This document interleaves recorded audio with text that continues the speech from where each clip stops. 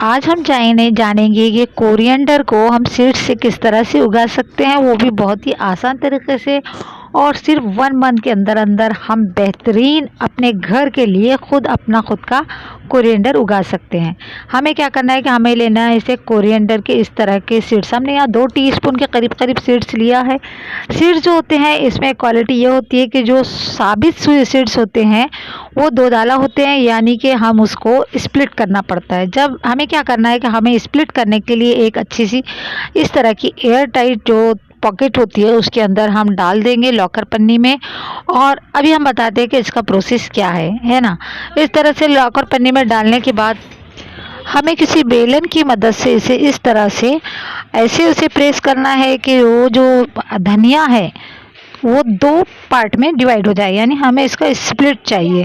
क्योंकि जब हम इसे स्प्लिट करते हैं तो इसकी जर्मिनेशन दुगनी हो जाती है। देखिए हमने इसे स्प्लिट कर दिया है और ये इस तरह से 2 दाना हो गए हैं। मतलब एक धनिया के हमने यहाँ 2 पीसेस कर लिए हैं। क्योंकि हमें इसी तरह का जो धनिया है, हम साबित धनिया बिल्कुल नहीं बोल सकते, हमें इसी तरह का धनिया चाहिए ताकि इसकी जर्मिनेशन अच्छी हो।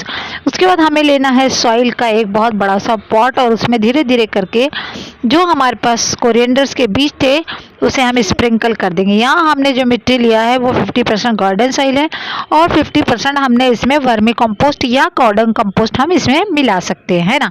हमें धीरे धीरे करके हमारे पास जितने सीड्स है उसे स्प्रिंकल करना है और हमें थोड़े थोड़े इसके ऊपर दूरी पर करना है, हमें इसे क्राउड नहीं करना है। उसके बाद हम इसके ऊपर दोबारा से एक हल्की सी पतली सी लेयर जो है हम वो जब पूरी हमारी अच्छी तरह से मतलब सीड्स जो है अच्छी तरह से स्प्रिंकल हो जाए, फैल जाए, तो हमें मिट्टी की सहायता से इसे ढक देना चाहिए।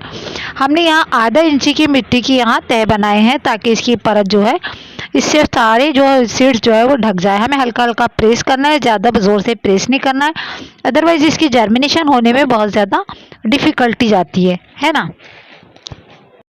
चलिए अब बात करते हैं पानी की। तो हमें इसे थोड़ा सा हल्का सा पानी देना है, मिट्टी को ज़्यादा लद्दा नहीं बनाना है, हमें सिर्फ इतना ही पानी देना है कि हमारी मिट्टी थोड़ी सी नम हो जाए।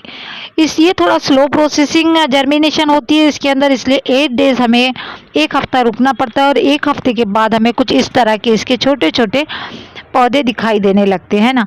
14 दिन हो चुके हैं, मतलब 2 हफ्ते गुजर चुके हैं और हमारे पौधे कुछ इस तरह के 3 इंचेस के साइजेस में बढ़ गए हैं, है ना। 21 डेज यानी कि 3 हफ्ते बाद जो है हमारा पौधा काफ़ी अच्छा ग्रो करने लगे हैं। इसका मतलब हमने जो प्लांट्स उगाए थे वो सक्सेस हो गए हैं। देखिए काफ़ी अच्छी तरह से हमारी जो फसल है वो लहलहाने लगी है। इसका मतलब ये है कि हम यहाँ सही जा रहे हैं। 28 डेज के बाद यानी कि 28 से 30 दिन के बीच में हम अगर देखेंगे तो हमारी फसल जो है बनकर तैयार हो चुकी है। हमें यहाँ थोड़ा धीरे धीरे करके हमें जितनी ज़रूरत है हम उतनी कटिंग कर सकते हैं।